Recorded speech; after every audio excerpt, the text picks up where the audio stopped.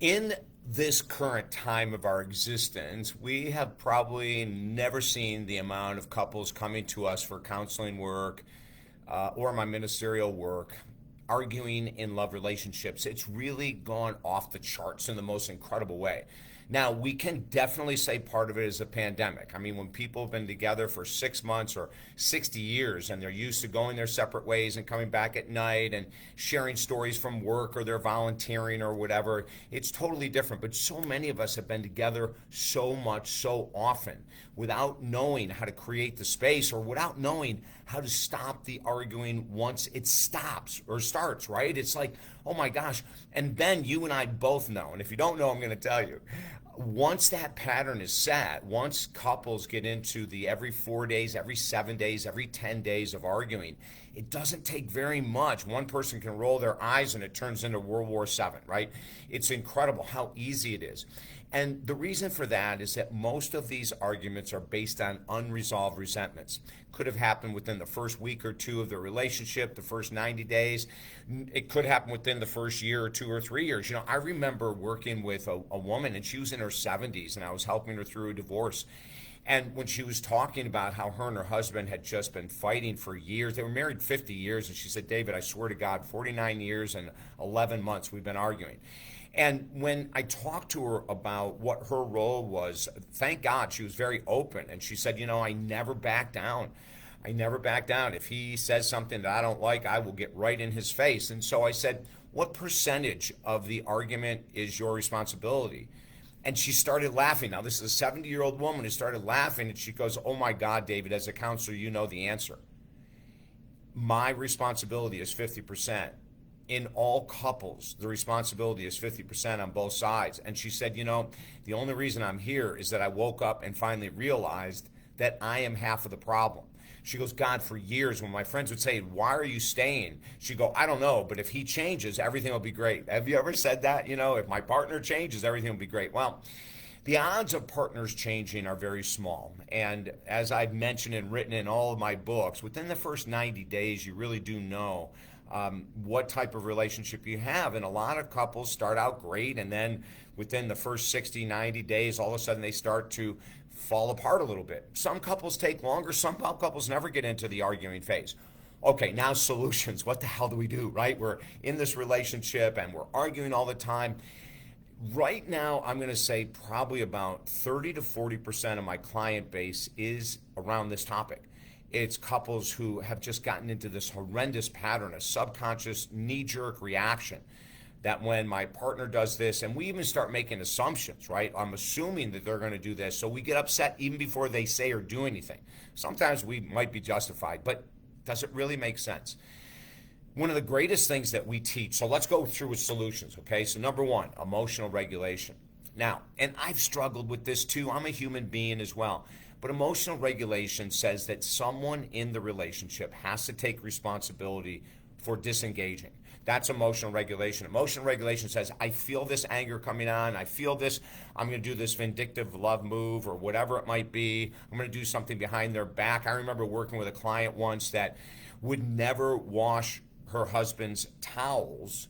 Now, that doesn't seem like a big deal, right? But never wash them.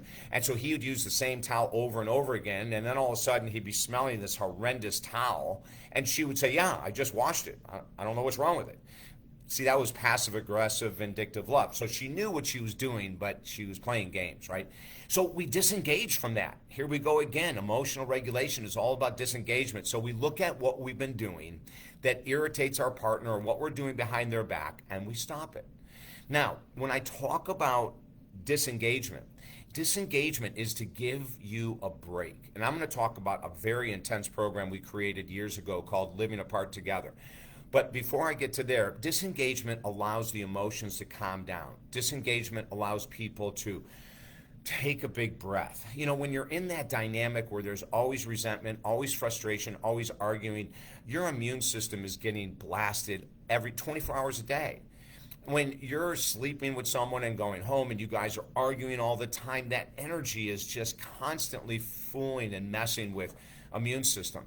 So some people end up drinking more, eating more. Some people drink less and end up going into isolation. Other people eat less. And, there's all kinds of reactions from the body, but we know when things are extreme, we've got to change. We really do have to change. And we have to raise our hand and say, I'm half the problem. Maybe I'm more than half the problem, but I'm at least 50% of the problem. If you can get into that mindset, that you are 50% of the issue. And I know a lot of people push back on me when they say that. Oh, but he did this and she did this and whatever. You can't have ongoing arguments unless both of you are engaged in the arguing. In other words, what we always say, and I wrote this in my first book, Phoenix Soul, all battles end with one combatant left. So if you're arguing and battling, remove yourself. When you remove yourself, the battle has to end.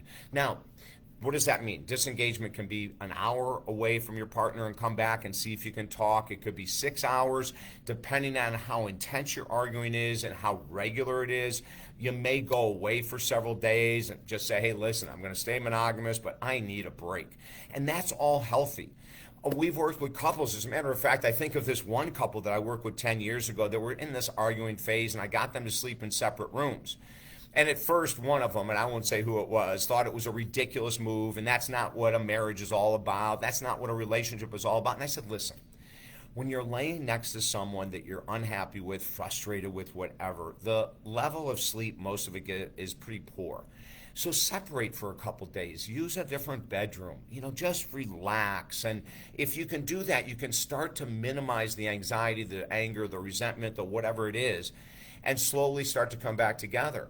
And then the last thing that we recommend is something called Living Apart Together. It's a program. Right now I have one couple in it. 4 months ago I had 4 couples in it, right? And Living Apart Together, someone actually gets a separate space. And we say for 60 or 90 days, we're going to separate. We're going to get together 3 to 4 days a week. We have a plan. We give them the plan, topics to talk about, where to meet, how to meet, no alcohol, that whole 9 yards, right? And we find these couples coming back together. Gosh, I've got endorsements that are crazy from couples that thought they would never be able to survive, and they're doing great today. If I can help you, reach out to me at talkdavid.com. If you're a military veteran or active military personnel or a family member and you guys are struggling, join our group. Oh my God. helpveteransheal.org. It's for veterans and active military.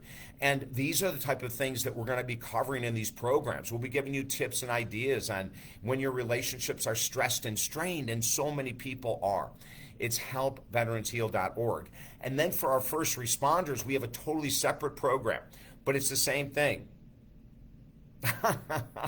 Tiffany Jones just said here, sneak in another one from outside through the window. That's an option, right? Maybe one that won't work, but when we go back to Living Apart Together, we talk about these people, and I've had these couples that knew for sure they were going to divorce. And then after the 90 days, they came back and they were immensely in love again. So don't give up. HelpingFirstRespondersHeal.org is for first responders, their families.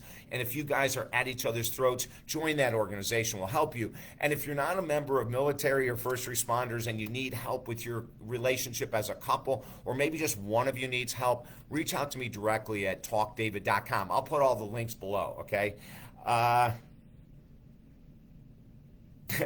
Oh, Tony Ann, thank you very much. Yes. Tiffany, separate bedrooms doesn't mean problems at all. As a matter of fact, 42 years of doing this work, oh my God, we have saved so many relationships with separate bedrooms. And we're not talking about separate bedrooms for life. We're talking about separate bedrooms for the period of time to allow the emotional, the vagus nerve, and everything that creates anxiety. The subconscious is filled with resentment. Being in a separate bedroom allows you at night to relax. And it's really powerful. Now, a lot of the tools, and we created that tool, 35 years ago.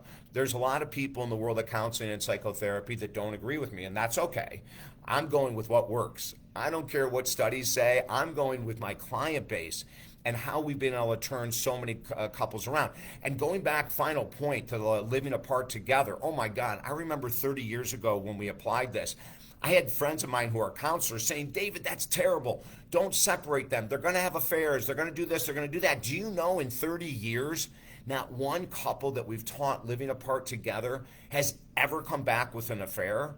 Now, we've had couples at the end of that period of time, about 80% are successful. That's our numbers from our practice.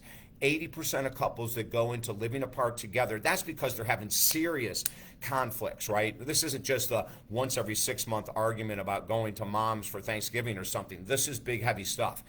And the living apart together, as a matter of fact, if you want to Google Rebecca Huff, Rebecca Huff is great. She goes by the Organic Mom on social media, but she interviewed me because she read my article years ago that we had published in a psychotherapy journal, and she practiced it with her husband. And then she had me on her podcast to go, oh my God, David, I went to Google this and I found your article. So it really does work. Yes, we do things that are non-conventional, because many times non-conventionality is what helps us heal. Listen, if I can help you, talkdavid.com. For everyone that's with me, thank you so much. Have a beautiful, beautiful day. Bye now.